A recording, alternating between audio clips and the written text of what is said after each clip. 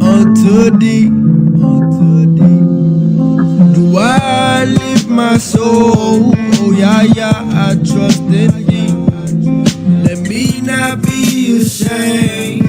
Let not my enemies triumph over me. Let none that wait on thee be ashamed.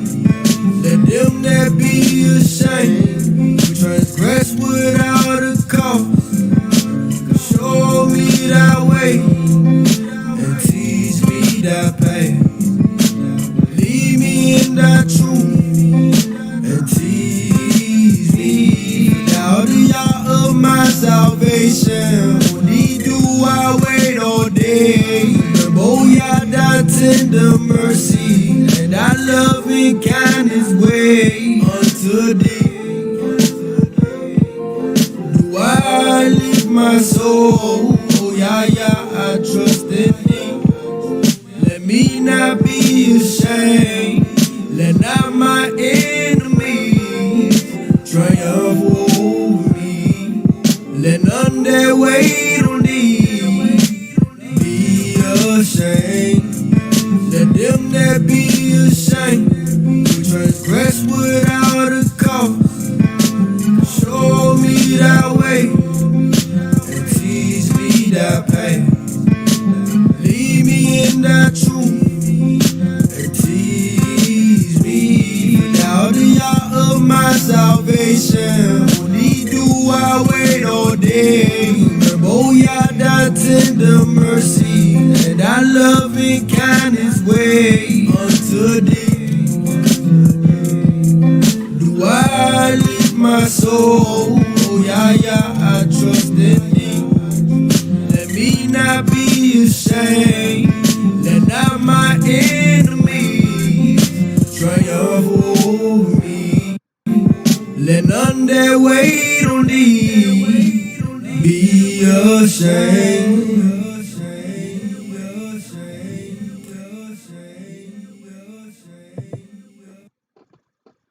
Welcome to the Hebrew state of being. I am your humble servant and host for tonight. I am Kyle. Solo Dolo in the building. The Rib will be here shortly. I see her online.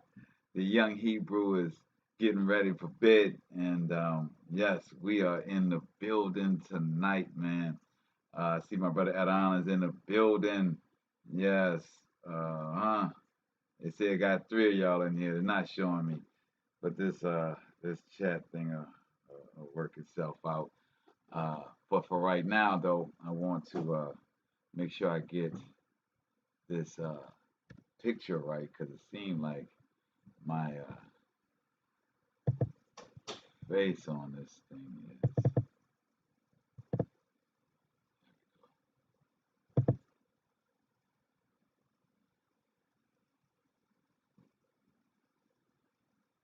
Oh, they don't want to let me change it in real time. I can't change it.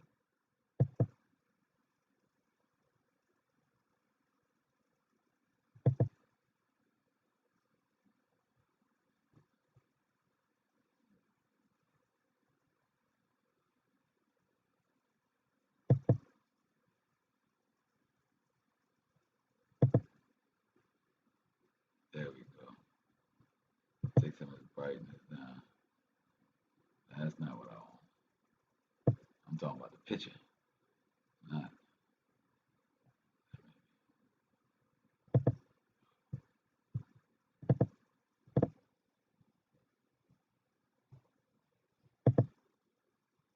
There we go.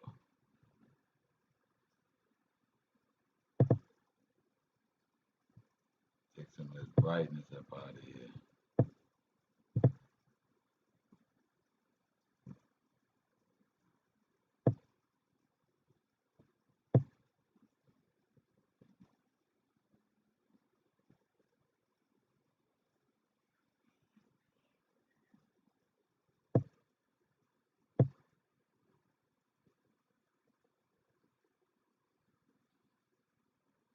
Trying to get this color, this brightness out the face.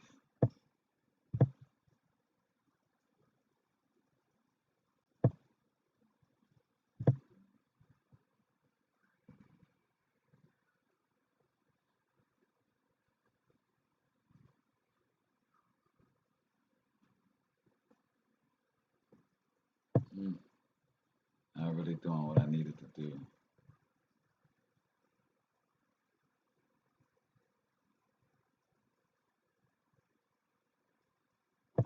I'm gonna have to go right there. I don't know how much of an improvement that was for you guys, but anyway. All right, let's get with it tonight. I've wasted enough of your time on trying to get these optics, visions. Let's get this word in, right? Because after all, that's what we are here for. So tonight, trickery, title of our show. We are in a chapter 66 of Yasher. Tonight, uh, this lesson tonight is about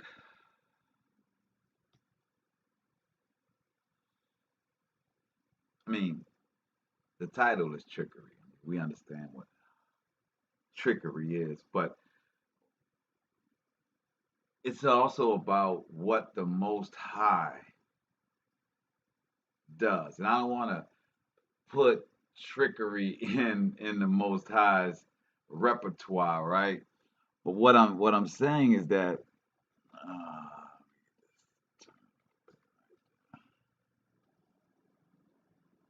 I keep messing with these things. All right. All right. So, in the Most High's repertoire, He has many tools in His toolbox, in His list of talents, right? And we're going through such a time in this world when it looks like there is no option.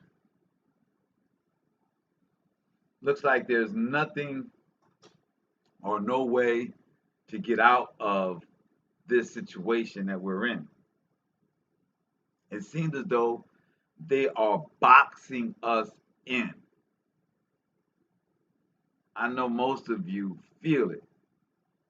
I know most of you feel like you can't necessarily put your finger on it, but you feel like you're being boxed in. You slowly, you can feel it happening, and many feeling this boxed in may think that there isn't or there doesn't seem to be a way out of this box.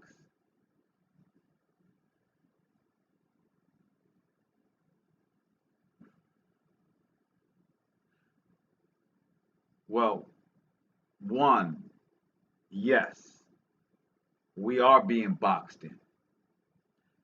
Absolutely, without a doubt, we are being boxed in right now. But two, we do not see the way out of this box right now, at this moment.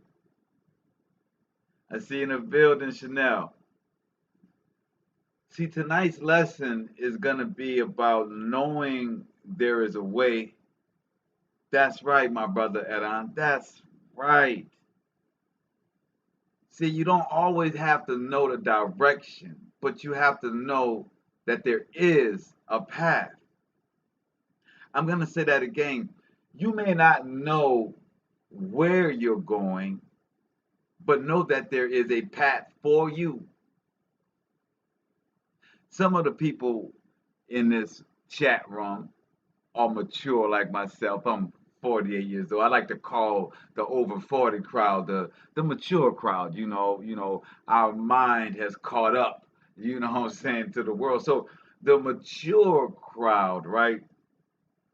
We know that what we start with is almost never what we anticipate the end to be like.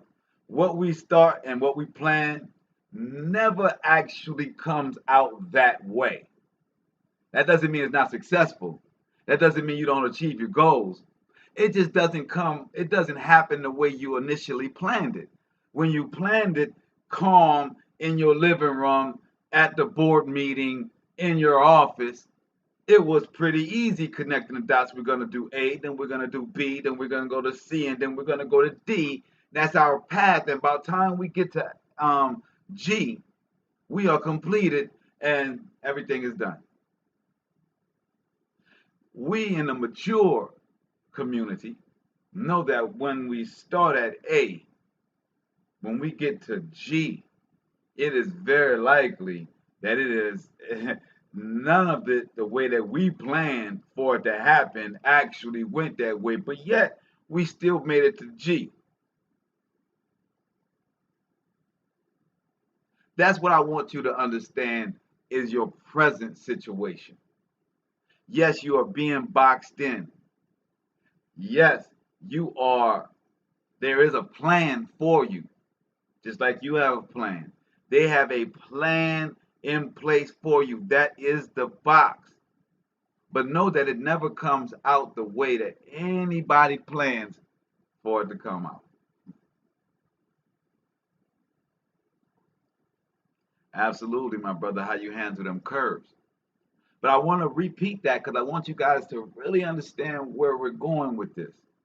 Because the chapter we're about to get into is going to be tricky and it's going to be quick. And I want you to really understand the basis of where we're going. What we're saying is that everybody makes a plan and they plan it all the way to the end, to the fruition or to the success or to the achievement of their goal.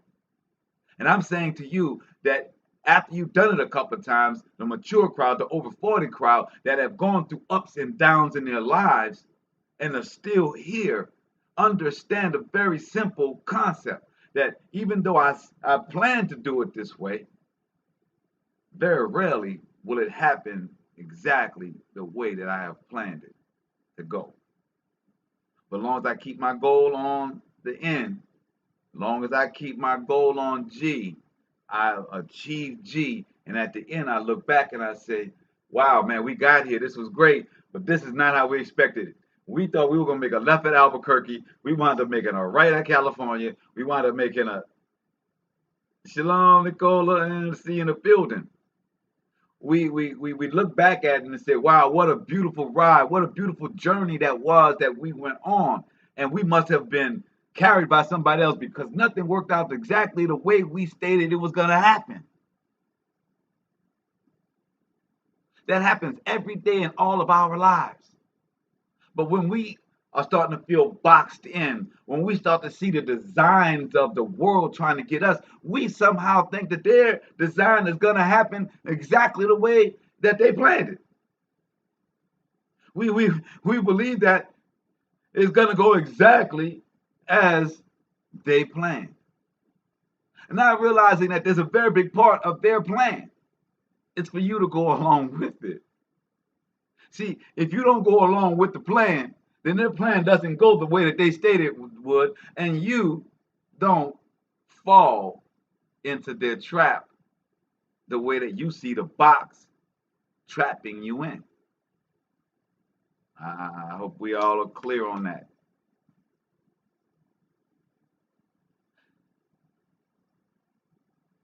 I see the building, Kenny. That's what's up, my brother. What we have to realize, as the old cliche, plans of mice and men, right? We have to know that no matter what plan that the devil, Hashatan, the adversary, the government has put in place, no matter what plan we as individuals put in place, very rarely do they go smoothly, simply, directly the way that we say A, B, C, D to E until we get to G and it's complete. So don't anticipate or expect that in your adversary's plans, in your enemy's plans. Don't expect that. If you do, then you're playing in to their plan. So tonight we're going to go through the book of Yasher. It's a book that not many people go through. You know, it's a book that they call apocryphal books. That means books that the Catholic Church did not consider canonized. See in the building, Shazam. It's books that they did not believe was canonized. It didn't follow the Christian doctrine. Although it was written before the Catholic and the Holy Roman Empire, still say it doesn't matter. See, the book of Yasher is a true history book. We read chapter 65 on Monday night, where it showed us exactly where minimum wage, where jobs came from, and what was the original design of a job. And we looked at the way that they sold the job to us and stating that it was for our good and was going to give us money, but their plan all along was to separate us from our family so that we would not continue to procreate and overpower them by numbers in Egypt or Kemet. So we saw that they put a plan in, but it didn't necessarily go the way that they wanted it to go. Well, what I'm offering to you tonight, what I'm saying is that we put the fear on the side. We just take the fear of the box that we're feeling, the uncomfortableness of this box that it seems like they are putting us in. If we realize that that's just their plan, regardless of the prophecies that we read, regardless of the fact that we know there are going to be many that's going to perish. Well, the many that's going to perish are the ones that's going to believe their story, that's going to follow their plan, their path. They're going to allow themselves to be herded like sheep into a barn, into a slaughter. So, chapter 66, we're going to go through a little history in the beginning because we need to understand this. This is a book of history, not about the supernatural aspect, right? We're not going deep like the scriptures go into our supernatural. This is history of Egypt. This is the history of the Hebrews in Egypt and how things transpired that we became slaves in a land that we were heralded and loved. How it turned on us and how some of us followed and how the Levites, which we saw in 65, did not follow the work plan, did not go to work for the Egyptians, and the Egyptians left them alone. That's very important to understand. It's like the thing we say on the street, crazy, no crazy. So these people that conspired this evil plan to bring down the children of Yasharallah, they only afflicted the ones that believed the lie, that believed the box. They believed the box, and they fell prey to the trap. They believed the box, fell to the trap, and the ones that did not, the ones that were trapping the others, did not even attempt to deal with them because they understood the power that those people possessed because they knew who they were following. They saw through their box because at the end of the day, all they have is trickery. At the end of the day, all they have is trickery. So let's go. Yasher, 66. At that time died Hadad, the son of Bedad, king of Edom. Quick reference, Edom is the land of Esau. Esau is the twin brother of Jacob. and he is the one that is hated by the Most High. Therefore, he despises the seed of Jacob. So Bedad, king of Edom, which would be our cousins, and Simla from Mesreka, from the country of the children of the east, reigned in his place. In the 13th year of the reign of the Pharaoh king of Egypt, which was the 125th year of the Israelites going down into Egypt, Samla had reigned over Edom 18 years. And when he reigned, he drew forth his host as his army to go and fight against Zepho, the son of Eliphaz, and the children of Chittim, because he had made war against Agnes, king of Africa, Kemet, and they destroyed his whole army. So, recapping, the king of Edom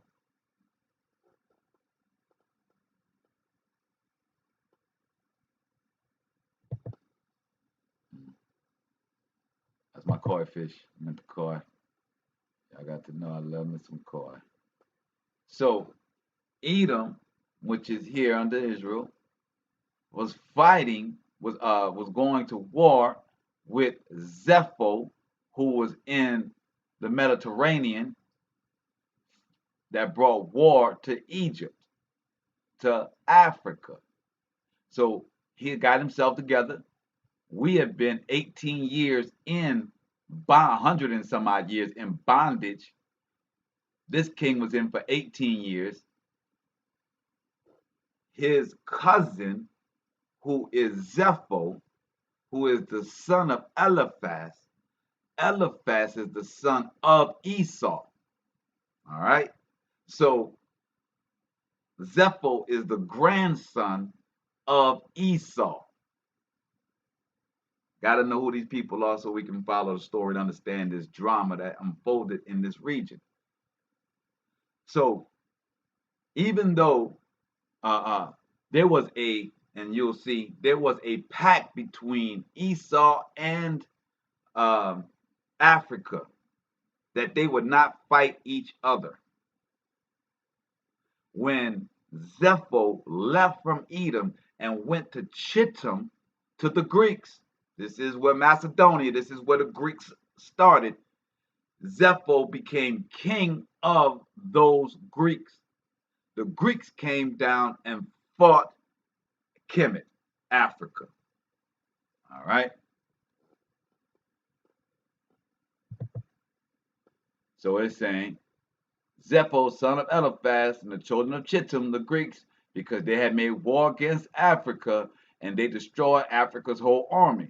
But he did not engage with him, for the children of Esau prevented him, saying he was their brother. So Samla listened to the voice of the children of Esau, and he turned back with all his forces to the land of Edom and did not proceed to fight against Zepho, the son of Eliphaz. And Pharaoh, king of Egypt, heard this thing, saying, Samla, king of Edom, will resolve to fight the children of Chittim, and afterwards he will come to fight against Egypt. So now the Africans are afraid, since Edom and Samla did not come to their defense when they were attacked, and this is supposed to be an alliance, and now they didn't attack them because of their blood. Now Africa, Kemet is saying, whoa, we got to watch our neighbors that's right here. We got to wonder if they're going to come to fight us. Now at this time, Kemet is enslaving the other the cousins of Chittim, the Eliphaz, right, of Zepho and of Edom.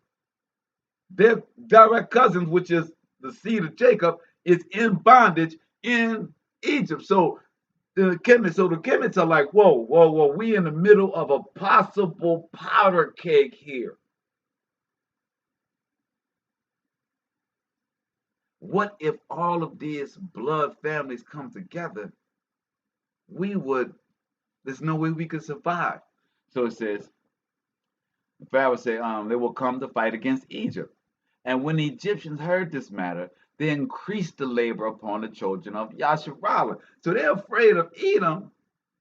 They're afraid of us having more kids and overpopulating them. So they increased the burden upon us because of the fear that they have of the outside.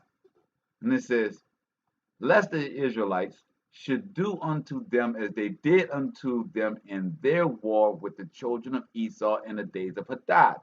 And that was because Egypt left us to go fight and did not come and help us. So we gave them a little spanking on the way home.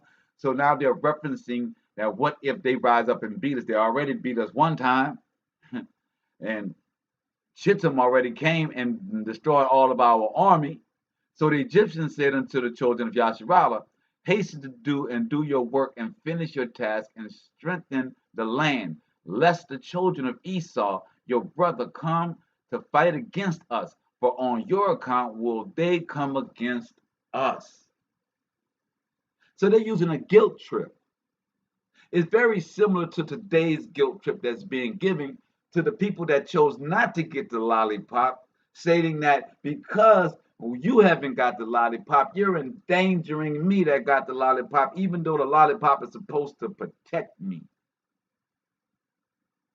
So Egypt is saying, even though y'all are here to protect us, there's a strong possibility that y'all could actually destroy us. Same guilt trip. So they give us the guilt trip to try and make us do as they do. Take their lollipop to make them feel comfortable. But it's to our demise, as it is here, simply placed. That they want us to die because of their fear. They want you to die because of their fear. Am I clear? Am I not mixing my words? The only way that they can survive or they can be happy or they can feel secure is if you are dead. So it says,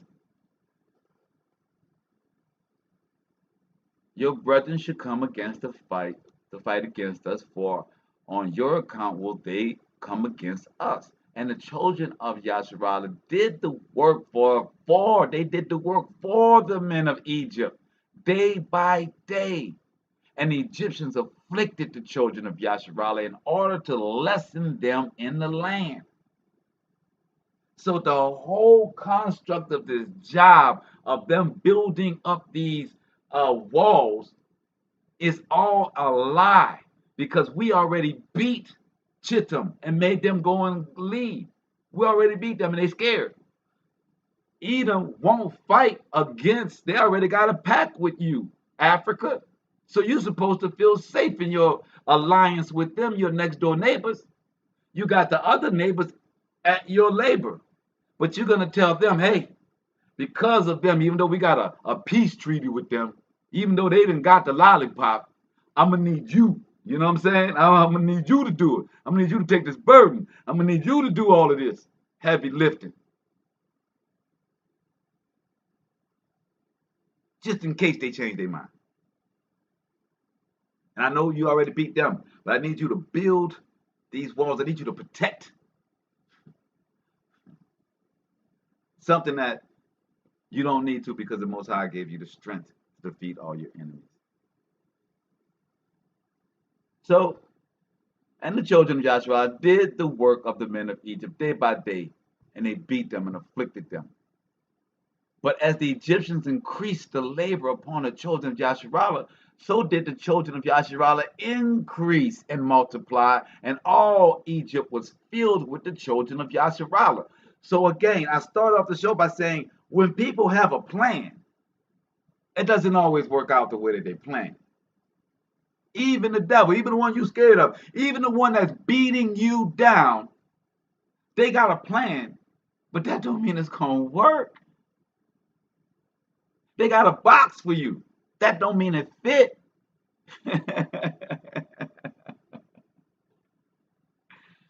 They got a box for you, but it does not have to fit. Do we have to go to Johnny Cochran and say if the glove don't fit, you must have quit? Mm.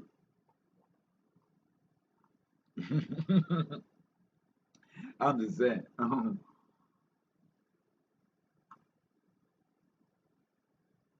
So when we're looking at the box that they are prepared for us in this day, as we get glued into the boob tube and we see their constant hurting through fear because they can't actually do nothing.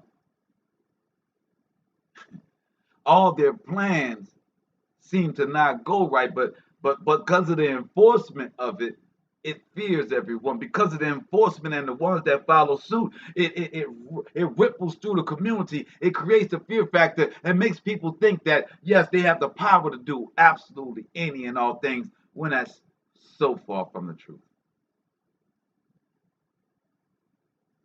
Are you going to fall for the box that they created for you? Are you going to throw the dirt on your own grave? Because just like your plans don't always work out, theirs don't either. And their plan is for your death. But the only way that that plan can work is if you believe them and walk into their death. That's what happened here. The Israelites believed the Egyptians. After they had just gone and beaten their enemies, they believed this. And then they got comfortable with the trinkets, the gifts. The gifts got them into slavery because they couldn't say no. At any point in time, the Israelites could have stopped and said, we don't want to build nothing no more.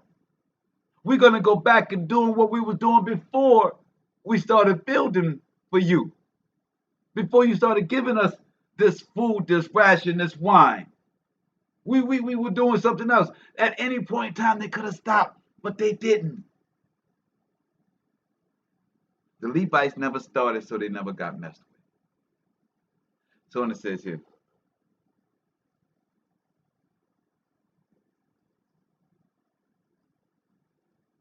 so as they tried to stop us from procreating, in fact, it did the opposite. We had babies everywhere, and we were overflowing them. And in the 125th year of Yasharallah going down into Egypt, Kemet, all the Egyptians saw that their counsel did not succeed against Yasharallah, but that they increased and grew, and the land of Kemet and the land of Goshen were filled with the children of Yasharallah. So all the elders of Kemet and its wise men came before the king and bowed down to him and sat before him. And all the elders of Kemet and the wise men thereof said unto the king, may the king live forever. Thou didst counsel us the counsel against the children of Yasharallah, and we did unto them according to the word of the king.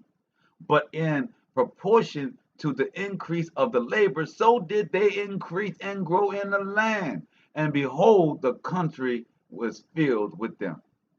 See, what the Egyptians didn't understand is that no matter how tired a Hebrew male is, he can make some magic happen in the bedroom. I'm just saying.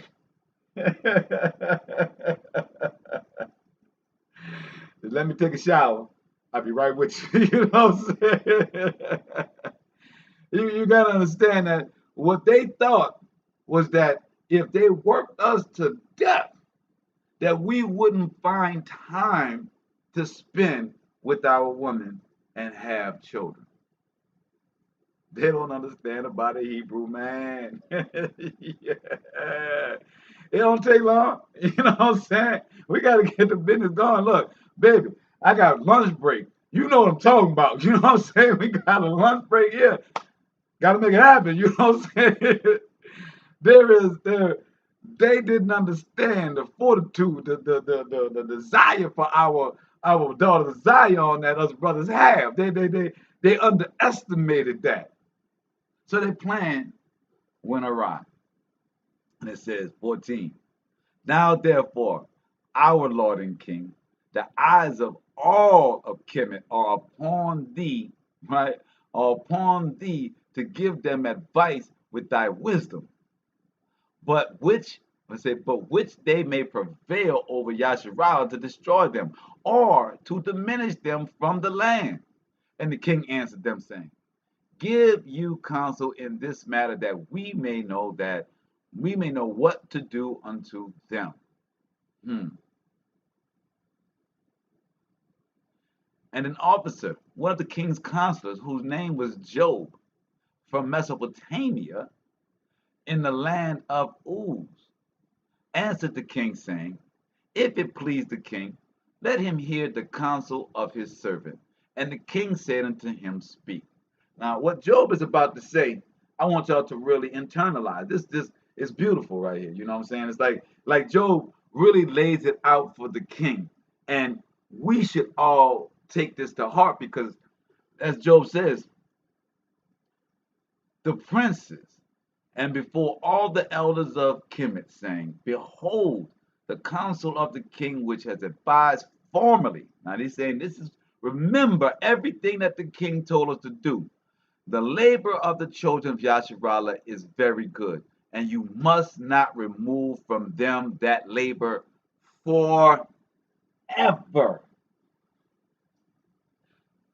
The Catholic Church got their doctrine from Africa.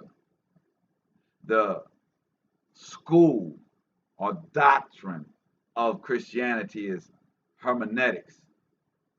Hermeneutics comes from Hermes. Hermes is Thoth. When the Greeks came in, they changed the god of Kemet, which was Thoth, which was the god of knowledge, and they gave him the name Hermes in Greek, and then named the laws and the doctrine of the Holy Roman Empire hermeneutics. So when the Egyptians said, we're going to put to work and enslave the Hebrews, and they are the best workers we've ever had, we're going to make this thing happen forever. When the Greeks came in and took over, you think that they said, no, we don't want to work them no more. We don't want to continue to persecute them. We don't want to, we don't like the fact that they were so stupid. They were duped into it. We don't want stupid slaves. We don't want gullible slaves. Nah, we don't want free labor. Nah, we don't want that. Because that's what that was. So when it says that the princes of Egypt, and it says in 18, behold, we're going to keep them in labor forever. Now you're going to catch this Holy Roman Greek Empire that decided to follow suit with what these exact Kemet people were doing before they called it Egypt. See, it was Chittim that actually winds up winning and taking over Africa and calling it Egypt. Did you know that? See, that's what this chapter is explaining. Like, there had been wars between the Greeks and the Africans. There was Chittim and called, it wasn't called Africa and it wasn't called Egypt, it was called Kemet. But they renamed it in the history books so that you can think that Egypt lasted longer than what it did. So that you can think that anytime you speak of North Africa, you're speaking of Egypt, and it gives you Cleopatra, who was white, because Egypt was ruled by Greeks. It's named after Egyptus, which was a Greek. That's where Egypt comes from. So anyway, I don't want to go on my diatribe. So Kemet was fighting back and forth with Greece. Greece couldn't beat Africa until they got another black person, because at this time, Esau, Edom, they were black. He was light skinned with hairy, right? But this is the grandson of Esau, Eliphaz's son. He goes up to the Greeks and becomes their war king. Then he comes down and kicks the Kemet's butt.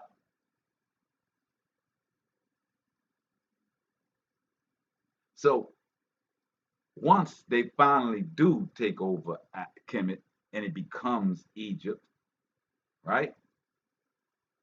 They kept this process of labor on slaves from their predecessors. Facts. So now it says, but in verse 19, chapter 66 of Yasher, but this is the advice, counsel by which you may lessen them, if it seems good to the king to afflict them. Behold, we have feared war for a long time, and we said, when Yasharallah becomes fruitful in the land, they will drive us from the land if war should take place. If it please the king, let the royal decree go forth, and let it be written in the laws of Kemet, which shall not be revoked, that every male child born to the Israelites, his blood shall be spilled upon the ground. So now they're abandoning, thinking that they can work us to death and we're not going to get with our women. Now they're just like, we're going to just straight murder the children. Every new Hebrew male that comes, we're going to do that. That's going to stop it. Then it says, and by your doing this, when all the male children of Yasharallah shall have died, the evil of their wars will cease. It says the evil of their wars will cease. They weren't even the ones at war. Let the king do so and send for all the Hebrew midwives and order them in this matter to execute it. So the thing pleased the king and the princes, and the king did according to the word of Job. Now, you expecting Hebrew women to kill their own children. You could even get Kemet women to come in and be the midwives and kill it all, even have a soldier there. You want the actual midwife that's going to give birth. That's all they know how to do is bring life. You're going to tell them that they need to kill the children. And the midwives came before the king and stood in his presence. I'm sorry. And the king sent for the Hebrew midwives to be called, of which the name of one was Seraphah, and the name of the other Pure. And the midwives came before the king and stood in his presence. And the king said unto them, when you do the office of a midwife to the Hebrew women, and see them upon the stools, if it be a son, then you kill him. But if it be a daughter, then she shall live. But if you will not do this thing, then will I burn you up and all your houses with fire. See, in the building, Jeanette. But the midwives feared the Most High. See, they have a plan. They have a box. The question is, are you going to jump in that box? Are you going to put yourself in that box? Are you going to agree with their fear? Because the king brought forth these two midwife women and to enforce the fear upon them. That this is something that you got no option. You got all the princes, lieutenants, everybody around here. I'm giving you this decree. And I'm telling you, I'm not going to just kill you, but I'm going to burn your house. Remember in our readings and our lessons of Samson and the SUCKA for love, the Philistines threatened to kill her and her father. And they wind up doing so in the end, right? And that's what sent Samson on a tirade and killed them all, right? So we understand that fear has been a tactic since the beginning of time. And we see from the beginning of time that the ones that believe in the Most High and place their fear in Him or in our Creator, then we are saved from their plans, their box, their evil. We don't know how. We don't know how the Most High is going to work this out for us. We don't know how the Most High is going to save us from all these calamities and these things that are happening around us. We don't know how. We can be preppers. You can have stacks of water. You can have food, provisions, and a certain national disaster comes, wipes all that out. You can't even drive the car. You got flooding. we have no idea what exact pestilence is going to hit us. We can guess by the region and what natural disasters normally hit that particular region. We can try to do that. But what if the volcano hits in Yellowstone? Ash everywhere. You may have enough provisions for a week or so, but you won't be able to plant food for years. The ground, the soil, the air is going to be polluted with volcanic dust.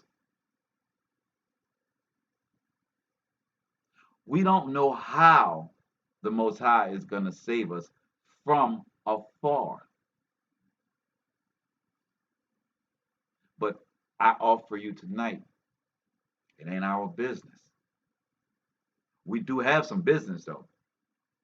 We do have business, and these midwives, they got on their business.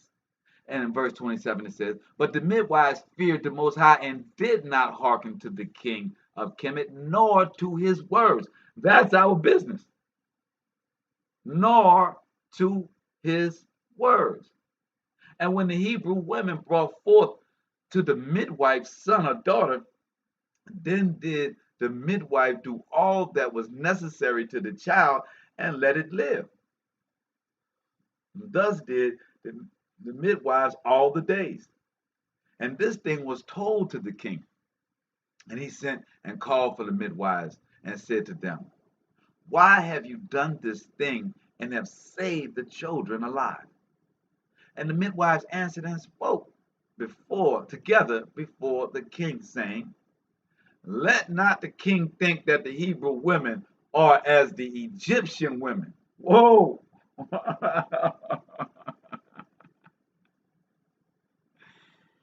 Oh man. My man, you got to understand something. They know that they've been threatened to be killed. They know what has been said unto them. And their response is, we ain't like y'all.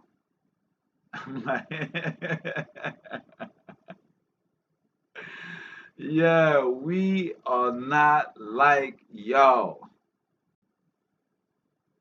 So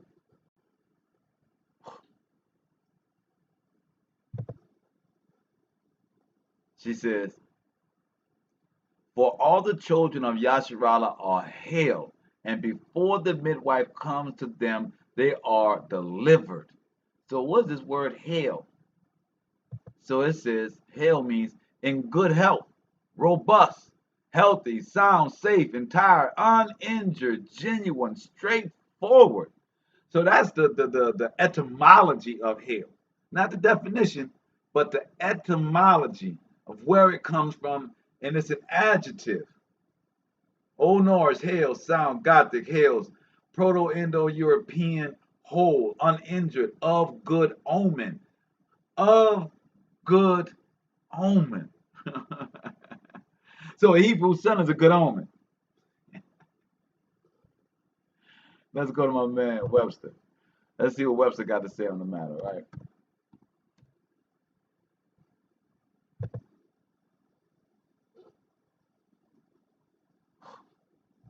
Hale says, robust, not impaired, as a hale body. To pull or draw with force to drag. This is now more generally written and pronounced haul, not hale. All right, so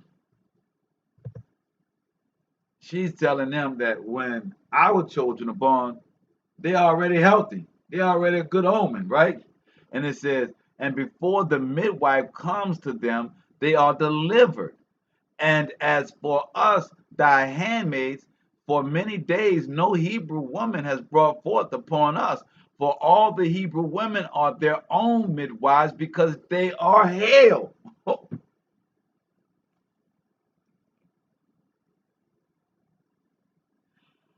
Wow, so there's a couple of levels to this.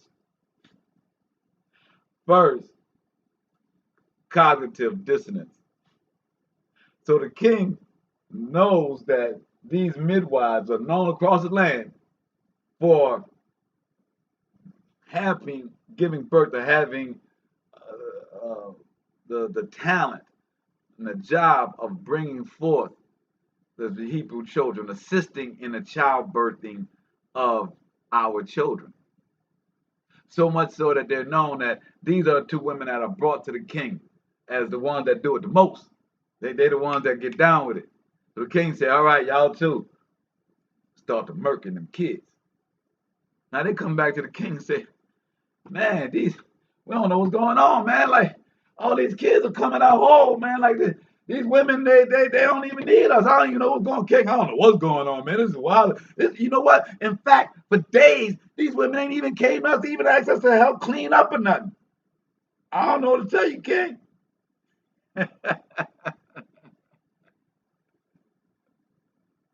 You know what I'm saying? Just you known for this. Like my family known for newspapers. Like, I need y'all to do this article. Man, we put the article in, right? We sent it to the press, king. We don't, when it came out the next day, the article was gone. I don't know how the article didn't make it in there.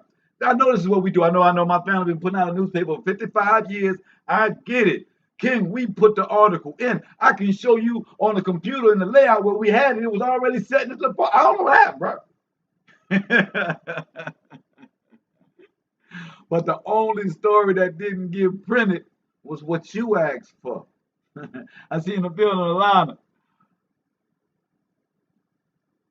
So when we're talking about them having a plan for us, wanting to put us in this box, needing us to take this lollipop, why you think they got so much fear tactic, so much naysayers, calling your names, trying to take your jobs from you, trying to do all these things? Why you think they got to do all of those tactics? Because they need you to participate. They need you to do it on your own will, on your own volition. If not, the plan don't work. If you don't carry your ass down there,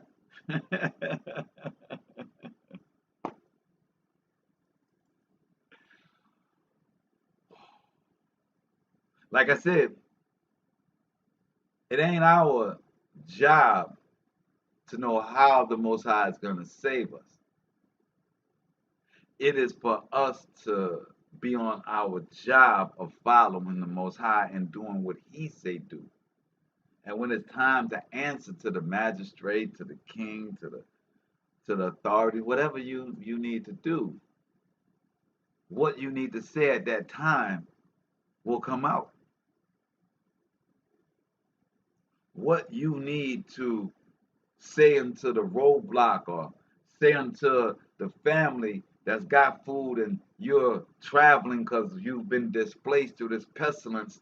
You're on your way to the promised land, wherever the Father is going to guide us out with all these things happening. He, the Most High, is going to give you the words to speak to those people. And if you have provisions and you're not sure who to share your provisions with because you don't want to give your pearls unto swine, then the Most High is going to give them the words to say unto you that's going to be like, bang, okay, this is Most High sent them for me to do for them. But if you're not in the business of listening to Him, if you're not in the business of reading His words on how He does things, if you never went to the book of Yasha, you would have never known about this is where they started minimum wage. Now you know that this minimum wage was only a byproduct to try and separate the family. Then that will give you an understanding of how important the family is, how important our unit is, how important it is for us as a people to come together. If you're reading and understanding, the Most High saved our ancestors from the same situation and lets us know how He saved them and who He saved and what they did in order to be saved. This book is giving you that option so that you'll know what to do in this time. You'll know how to navigate through these troubled waters. Verse 31. And it says, and the Pharaoh heard the words and believed them in this matter. You see what I'm saying? The Most High is not only going to change and give you the words, he's going to make them believe it. You know it ain't real. He's going to make them believe it.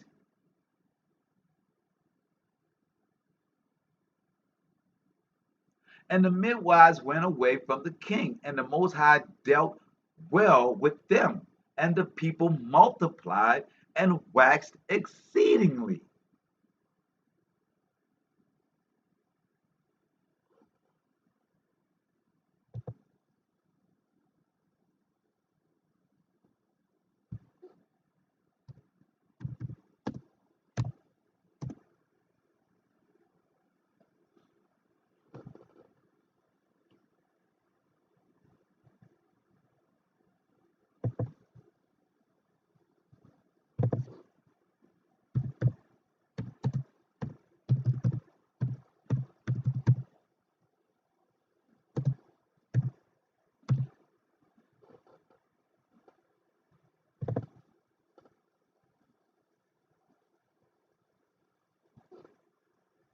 What we have to understand, I pray that we understand,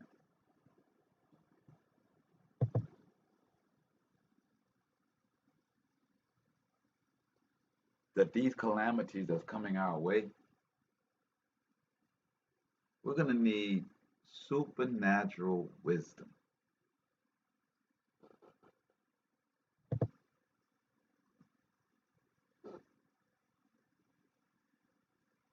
I'm speaking about supernatural wisdom. We'll play this part of this video. I'm not going to play the whole video.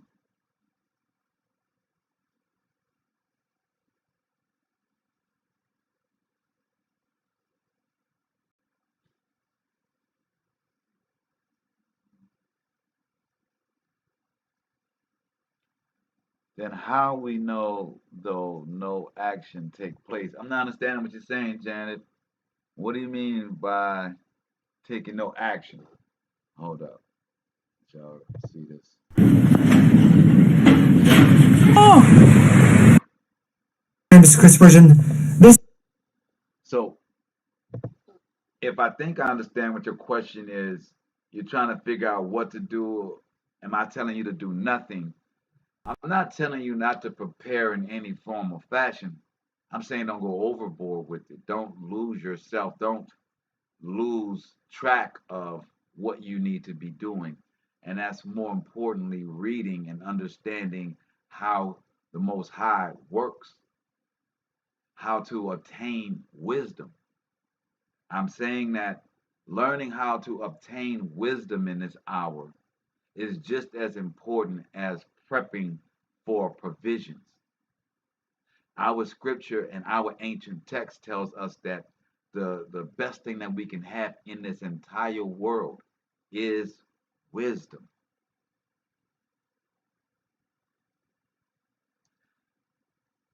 Yes, that's what I'm saying.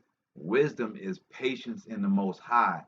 I'm timid or apprehensive in saying the words wait on a sign. The Most High has told us through his scripture the signs and wonders that's going to happen to let us know that we're in end times. And in that, he's referred us back to Jeremiah and Ezekiel and Isaiah for the instructions of the end time. So if you are out there and you're feeling some type of way, the fear is upon you, the barrage of people are talking to you, and you're like, well, I don't know what to do in this moment. Jeremiah chapter 30, Ezekiel, I can't pull out an exact chapter for Ezekiel, but I'll give you Isaiah 43, Isaiah 42. These chapters will explain to you exactly what you need to be doing, especially in uneasy moments in your system, in your heart, in any, where panic can set in. Isaiah 42 and 43, Jeremiah chapter 30, and Ezekiel, anywhere you want to go in Ezekiel. Also, the last chapter of Malachi, which was the last prophet of the Old Testament that speaks about the end times. So, when we are feeling this type of way. It's not about waiting on a sign. The Most High has told us how this thing is going to play out. He has not, there's no question left on the table. We understand that pestilence and disease and famine of not only just the word, but in food. He's already told us that there's going to be natural disasters. There's going to be an earthquake that's going to be heard around the world. There's a meteor that is called wormwood that is supposedly going to hit the earth that's going to make all the waters bitter. There are many things that we know that are studying. We know that has to happen, that is going to happen. So if in reading those chapters, it explains to you clearly what to do. And again, I'm going to surmise what to do. And that summation is to read those words, to know how he saved and how he's going to save, and to not have any empty or air-filled words. Let me give you facts. Prayer and fasting, and he will tell you exactly where to go and what to do. Prayer and fasting.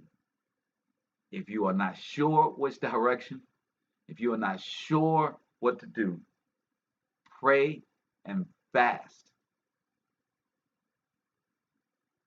After that, seek the word of Jeremiah. Understand that all these things have to come to pass, and that he has said he's going to have a remnant. You are that remnant. It explains how the remnant will be saved. If you want to do Google searches, do a Google search on how the remnant will be saved, Jeanette.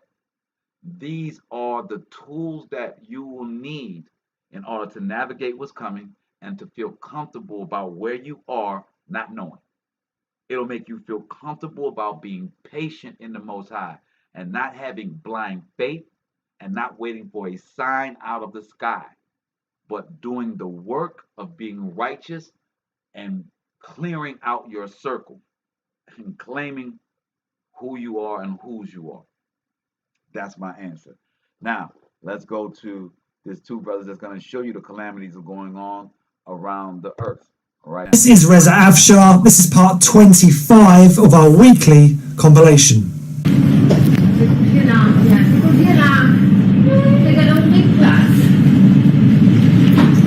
Pass auf.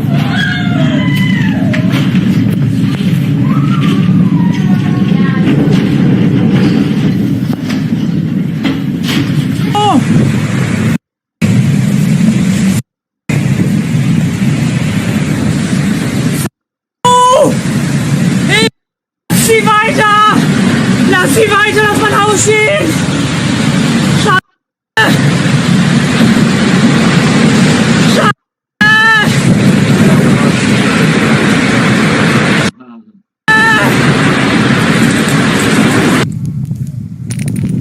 You gotta realize a lot of these weather events are happening. Bäume, alles. That's not what happens in that area. Parlarci, qui ci stanno distruggendo tutto, non abbiamo più la dignità, non abbiamo niente, credimi. Hanno mandato in fiamma tutto. Io sono disperata, siamo tutti disperati, io non ho mai visto piangere mio zio. Lui che ha portato avanti tutto quello che c'è stato.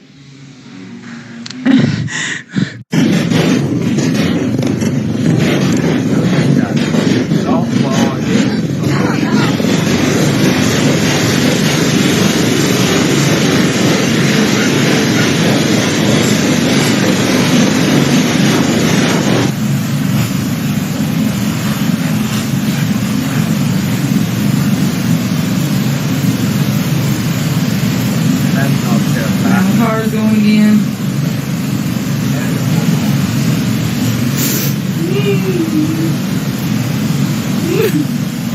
Nelly, come here.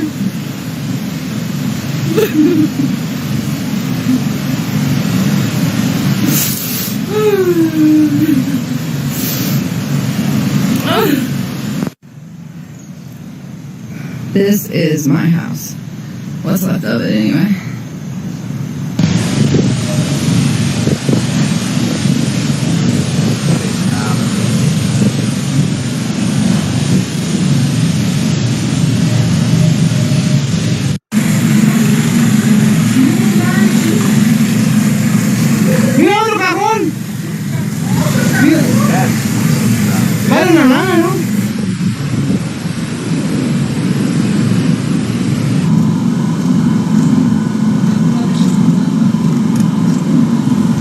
So I'm here in Vernon, BC. This is officially the weirdest sky I think I've ever seen. It's not even 7 o'clock in the evening, and it's getting really dark. Everything's got this orange cast. Even the pavement, you might be able to see the sidewalks are starting to turn orange. Just all around, it's like street lights are starting to turn on. You can see down this street here, street lights are turning on. Air quality is terrible out here, so I'm not outside for very long because the air is just kind of like stinging my eyes and my throat. But yeah, just a very, very weird sky. Quite apocalyptic sky here in Vernon, BC. In the Mojave Desert, water is everything, and you don't have to look far to see how it's drying up. Everywhere you see right here, all of this beach, this used to be underwater less than 20 years ago. It was the bottom of Lake Mead, and that white ribbon you can see on the hills over there behind me, that's the old water line, but the water levels here in Lake Mead have fallen 130 feet just since the year 2000, and now falling below the critical threshold of 1,075 feet, triggering today the first ever federal water shortage declaration for the Colorado River Basin and the 40 million people who rely on that water. They're going to see cuts to their water supply starting at the beginning of next year. Mississippi. We saw North Carolina, now Mississippi. In Tennessee, 10 people are dead and 31 are missing following flash floods yesterday. Heavy rains hit the area on Friday and Saturday. A Tennessee community is reeling this morning as dozens remain unaccounted for after massive flooding ravaged the heart of the state on Saturday. This was all underwater not too long ago. Homes and cars swept away in rural Humphreys County, about 70 miles west of Nashville. Residents saying they saw neighbors clinging to their homes as floodwaters rushed through. This is what's left of Waverly, Tennessee, after floodwaters rose high in this city for hours. And just now, it has started to recede, and you can see what's left behind. Everyday household items like chairs, trash, windows, all strewn in all different directions. The water was merciless, and it left a lot of people trapped on their roofs for hours. Into the ditch and just filling up again. Well, there's two vehicles right there.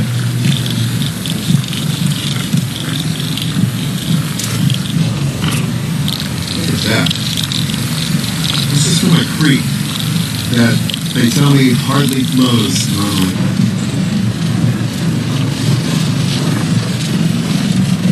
The road is torn up in front of us again. Look at this house. There's a tree. A car in a tree. Washington Monument. What's going down, y'all? Love this.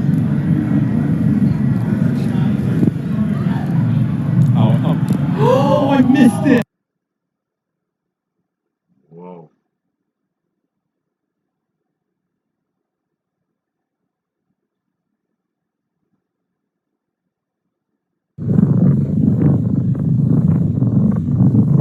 Over to Ukraine, you know, regular clouds, you know.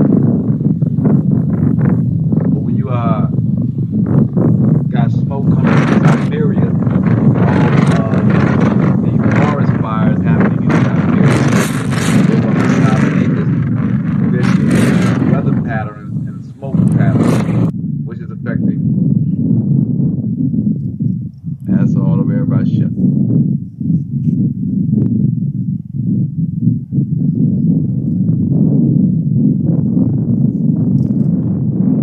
By the head of the city Igor Dyushenko. As the storm raged, sirens sounded in Novorossiysk.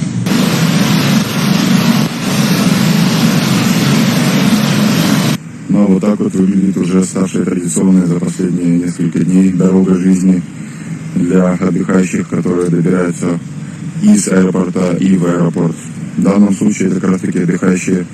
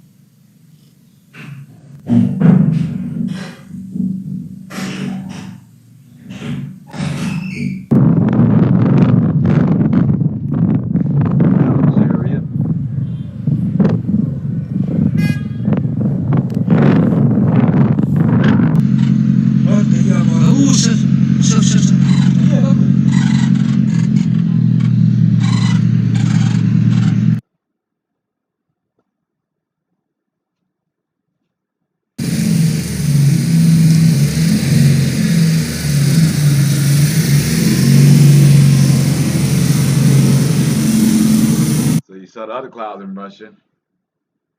House burning, huge wildfire, 6 in Jerusalem. Like, Jerusalem's now getting hit with huge fire. Everyone is going down everywhere. Да, я кайф. Надо смотреть пора буквально плейн. Janet, when you're, looking for signs, these are the signs that we recognize. And this is something globally. This is not something a man can do.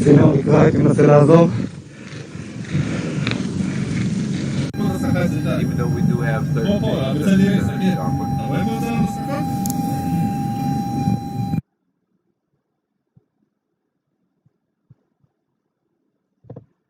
So, in this time, what do we need to do? As it says here, Psalms 1, the righteous and the wicked contrasted.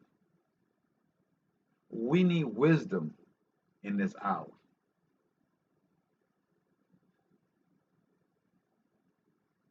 The way we make it through all of this is very, very, very, very, very, very simple. Choose the path of righteousness. The path is going to offer you many things. Your life is going to offer you many options along a lot of different directions they're going to offer you. The way you're going to be able to tell is not by who's offering it to you. Because, mama don't always know everything. Daddy don't always know everything. Our homies and our girlfriends, our husbands, our wives, they don't always know everything, especially if they're not in tune properly. So we can't judge righteousness by who brings it to us. We can't judge righteousness by the situation. We have to judge righteousness by the laws that the Most High has given us, the statutes that the Most High has given us. If they follow that, then we good. If they don't, we don't. It's that simple. Verse 1, Psalms 1, wisdom. In order for you to be able to see what righteousness is as opposed to the shenanigans, you must have wisdom, spiritual wisdom. Says Baraka is the man that walketh not in the counsel of the ungodly, nor standeth in the way of sinners, nor sitteth in the seat of the scornful. So it's giving you wisdom in the first line. It's telling you how to navigate this world, whether you're in or out of season, whether you are in tribulations or not. It's telling you that you are in line, you're on the righteous path when you are not taking counsel from ungodly people. You're not taking advice from people that you know are not righteous, that sell their mother for money, that have questionable decision-making skills. Let's put it like that. You got many people in your life that have questionable decision-making skills. We would call that ungodly. You keep making the wrong decision. You keep making a decision for evil. You keep making a decision for your own personal desires, which is not of the Most High. It says, nor standeth in the way of sinners. You're not kicking it with the sinners. You're not in the way with them. You're not rocking and going in the same direction as the sinner. Nor do you sit in the seat of the scornful. Nor are you sitting back and talking about everybody else, throwing rocks at other people's castles. Most High say, I don't need you to go and talk about Muslims. I don't need you to go and talk about Christians. I don't need you to go and talk about white people. I don't need you to go and talk about racism. I don't need you to go and talk about that. I don't need you to scorn none of these things. I need you to look. There's too much distraction in the world. Most High say, man, just keep it simple. Just stay focused on me. Don't venture out there. That is wisdom. Don't venture out there to talk about them. Don't venture out there to kick it with them. And don't venture out there to get their counsel. It says, but his delight is in the law of the Most High. And his law does he meditate day and night. Sit down. See, my young one's still awake, and he was coming out to throw something in the garbage, so now he gets to join us. So we're talking about the difference, Logan, of knowing good from evil. And you know they say the simple thing how to know that is that you don't go and listen to the advice of people that you know are ungodly or not righteous or always want to be in trouble. And then you don't stand and be around them all the time. You don't, when they go to the lunch line, you don't walk in the lunch line with them. When they go to get their toys, you don't go and walk with them to get your toys, because everybody's gonna say, well, that's where all the bad kids are. And then it says, don't sit back and talk about the bad kids. Don't be sitting up there in your classroom saying, yeah, teacher hopping like the teacher's pet, like you a snitch. Talking about, yeah, it was him over there. What's your partner name? Yusuf, right? Yeah, Miss Molly, it was Yusuf. He was talking. Yeah, we don't do that. we don't do that either. You know what I'm saying? We don't scorn. We don't talk about people. We don't gossip. We stay in our lane. So then it says, we, the ones that truly stay in the lane, you delight in that lane. You are happy to meditate day and night on peace, on doing what you got to do so that you can get all of your benefits. Tomorrow is my young one's birthday, you know what I'm saying? His soul day, you know, his day he came on this earth. And, you know, I'm going to make him learn about the number 9, the biblical number 9, so he'll know the meaning for his birth this year that he's in, you know what I mean? So we got some things for him tomorrow. So that's why he can get some of these scripts in here tonight. So when you do the law, when you do the righteous in the house, when you pay attention in school and you don't allow the distractions of school and you do your job, you meditate on doing the right thing, you're in wisdom, you're receiving wisdom, you are with the Most High. And it says, and he shall be like a tree planted by the rivers of water that bringeth forth his fruit in his season.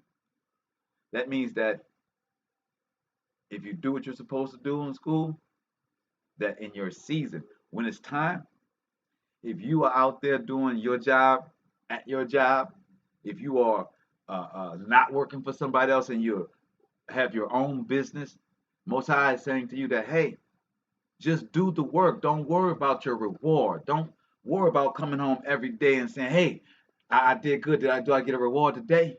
Because the Most High says, I'm going to give you a really big reward. Like if you just have patience and you just stay the course, when you complete that course, I'm going to give you so many things. Don't keep worrying about the in-between. Do it. Complete the job. And I got a lot for you. It says, You'll be like a tree that's planted by waters that bears much fruit. That means that you're gonna get all the things that you ask for. You're gonna be able to accomplish all the desires of your righteous heart. His leaf also shall not wither. That means you're not gonna your money not gonna run out. Your joy won't run out. Your happiness will stay with the Most High, and whatsoever He does shall prosper. So if you decide to go and do something new, Most High gonna rock with you. You're gonna do well in that. If you handle the first period right, then the Most High say, I got you in the second period. If you do right in the second period, I got you in the third period. But if you flip out in the third period, then the fourth period is gonna be rough on you. Then the house gonna be rough too, because then you're gonna get a whipping, So, but if you stay in line, if you do good in these periods, man, you're gonna get home and everything is gonna be all good, baby. That's what the Most High is saying to us. From a school example to your corporate job, it's the same thing.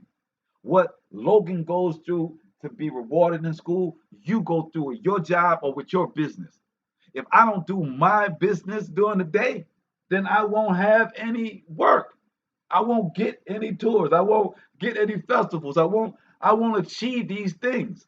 Now, some people will say, wow, well, all of a sudden you popped up with a festival. No, I've been working for a whole year to get this festival. To people that saw me every day, they may not see me running out and talking about my festival, but I'm working on putting that together every day. That's my job. That's what the Most High gave me. So when it comes out and it's now time for everybody to see, everybody like, wow, you must have been working. Wow. But I didn't go every day and tell everybody, hey man, I had a festival last year. Y'all don't want to give me no love? Y'all don't want to show me no love, man? Come on, man. You know what I did. You don't want to show me no love? I can't get no pat on the back today. Can't nobody tell me, great job, Kyle. Great job. No. Most High say, stay your nose to the grind. And when you complete it, I'm going to show you, because I'm going to show everybody your work. I'm going to let everybody see how great you are. Because you know that their words, their flattery means nothing to you. Because you finished this whole thing without nobody patting you on the back. You achieved your goal without having anybody pat you on the back.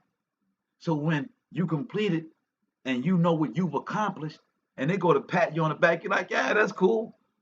But you're thinking something else. You're thinking about the next conquest. You're thinking about the next victory. And now you're taking those people that love you because you completed it. Now you're telling them, hey, man, if you think that was something that I did, well, guess what I'm about to do? Why don't you join me in that and help me achieve that? That's what it means by you'll be a tree planted by waters, producing many fruits. You complete it by yourself with the Most High. Then everybody else will say, man, that was great. You did some, man, how'd you do it? You tell them, I did it with the Most High. And guess what? If you hop on with me, we can do something even better, because the more of us that are thinking the same way, that are going at our problems and our job the same way, the Most High is going to shine, let us shine. And we're going to double, we're going to triple, we're going to quadruple. And it says, verse 4, the ungodly are not so, but are like the chaff which is wind driveth away. See, the evil, they get in trouble. You don't hear about them for a couple of days. They just chaff. They fly away in the wind. The thing that they tried to do when they got in trouble, nobody remembers. Nobody remembers the funny joke they tried to do. Nobody remembers the gross thing they did. Nobody remembers the whatever thing that they did. Nobody remembers what the ungodly does. It just goes away because it was not important. You didn't bring anything for anybody. You just wanted attention upon yourself. You just wanted to be a narcissist. You just wanted people to say, I like you. Oh, you funny. That's nothing. You can't feed your family with somebody saying you a good guy. You can't pass a test because somebody said you funny. You can't Or get your girlfriend because come on, man, you can't achieve nothing because of people's words. You can only achieve things because your efforts are successful. The evil, their efforts have nothing to help anyone. It is only to make them feel good. The evil only wants people to kiss their butt. The evil people only want other people to praise them, to make them feel like they worthy when they should feel worthy themselves. See, when you accomplish your goals, you don't need nobody to tell you that you're great. You know what you can do. I know that I can tie my shoes. I don't need anybody to walk over and tell me, man, great job for tying your shoes. Man, I know how to tie my shoes. I've been tying my shoes for years. But if you need somebody to come over and tell you that's great that you tied your shoes, in order for you to tie your shoe every day, if you need somebody to tell you that you're the greatest shoe tire every day just for you to tie your shoes, then you really ain't accomplished nothing, have you? You really ain't did nothing for nobody else. You didn't teach anybody else how to tie their shoes. All you did was for you. All you wanted to hear is your name. All you want people to recognize is what you've done. That's evil. That does nothing for the community. That does nothing for you. It makes you an empty person. If you can't achieve anything unless somebody tells you that you're great, then you're the empty person. You're the person that has no self-esteem. You don't have enough to help the rest of the community. You can't help me. If you don't believe in yourself, then what you gonna tell me about me helping myself? What you gonna tell me about having joy in my day if you don't even believe that you're worth living? If you don't believe that you're worth the breath that you breathe without somebody telling you that you are worth it, then what can you tell me? And what can you tell yourself?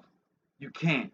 You got to go and find somebody else to validate you. You got to go find somebody else to tell you that you're funny, to tell you that you're handsome, to tell you that you're pretty. Wisdom is the ability to do the Most High's work, right? To do the Most High's work and only want Him to reward you, not the world. That is the place of wisdom. That is the place that you can navigate through anything in this world when you're not doing it for the world, when you're not doing what you do for other people to pat you on the back and tell you that you're great. When you do it because that's what you love doing, because it's the talent that the Most High gave you. Like my young Hebrew can draw his butt off for 8 years old. That's something that the Most High gave him. Nobody else gave him that. If he sits down and continues to draw and perfect that drawing, whether I say I like the way you draw a head, whether his mama says she liked the way he draws flowers, doesn't matter. If he sits there and meditates and let the Most High guide him, and he just tries to be the best of whatever he does, it doesn't have to be the best head. It has to be the best head that he can draw. You get it? The best head that he can draw is better than any head that anybody else in the world can draw, because nobody else is drawing it but him. It came from his mind. It came from the Most High. Nobody else can draw that head the way that he does if he perfects his drawing. He did that without anybody tapping him on his back and telling him, attaboy. He did it because he enjoyed it. He did it because there was something in him that got peace. Ooh, the Most High is wherever you find peace. It's where he finds peace. That's where the Most High is. So he perfected and meditate on what the Most High gives him. Then he doesn't matter what other people think. And when other people like his drawings and they want to pay him for his drawings, it's only icing on the cake. Now he has created a life where he can take care of his family, he can take care of his needs, all because of something he loved doing that he perfected without anybody else being involved in it. That's what the Most High wants for all of his children. He doesn't want you to work corporate for the Egyptians, for the Greeks, and for the Romans. He wants you to perfect what he's given you. The Most High, the talent the Most High gave me is what I'm doing right now. I am giving back my talents to the Most High. I am able to speak well. I am able to read and decipher information and then give it back to other people and explain it in a layman fashion. That is the talent that the Most High gave me that nobody developed. So I give that back to him. That's why I'm on Monday, Wednesday, and Friday, giving my talents back to the Most High. And I don't need any of y'all to tell me if you like it or not. We don't even promote to even bring in 20 and 30 and 40 people on the channel. It ain't about the accolades of the world. It's about who comes across this, appreciates the work and the talent that the Most High has given me to give forth his word, and they share it to somebody else. And if that person seems to agree, then they share it to the next person. Then that is the work of the Most High. Y'all get it?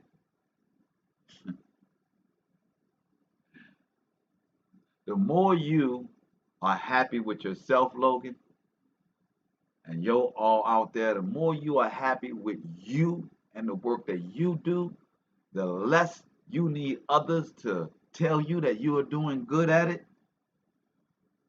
the better you are as a human being, the wiser you are, and the better adapt you are to navigate through this world.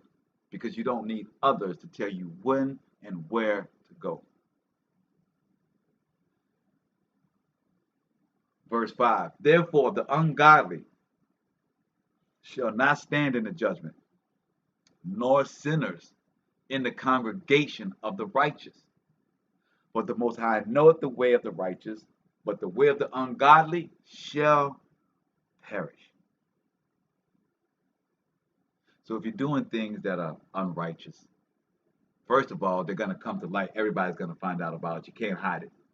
You may get away with it for a little while. You may get away with it for a year. You may get away with it for 2 years. But when it gets to a certain point, everybody's going to know because you're going to want it so much. You're not going to be able to hide what you do in the dark because you're going to like it so much that you can't stop doing it, that you're going to get caught, that you're going to expose yourself. Whatever it is, whether it's skimming off the top of the books and taking money, whether it's cheating, whether it's masturbation, whether it's porn, whether it's whatever it is, man. You know, they got so much evil out here, man. You can take a choice of the iniquity. You know what I'm saying? No matter what it is, your flesh is going to like it so much that at some point, you're not going to be able to hide it. And it's going to come out to the world because the Father says everything you do in the dark comes to light. So if I'm telling you that everything you do in the dark comes to light, that means that the dirt that you do in the dark comes to light. But guess what? The righteousness that you do in the dark comes to light. Uh-oh. That means if you're doing good in the dark and nobody ever pats you on the back, it means that still what you do in the dark is going to come to light. The righteous you do in the dark will be seen by the world. And that way, nobody owns you.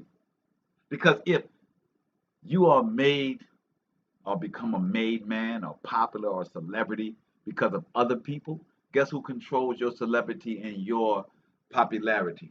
Other people. And if those people say you ain't good no more, if them people say you bad, or if them people want to make a lie and a rumor about you, guess who they gonna believe?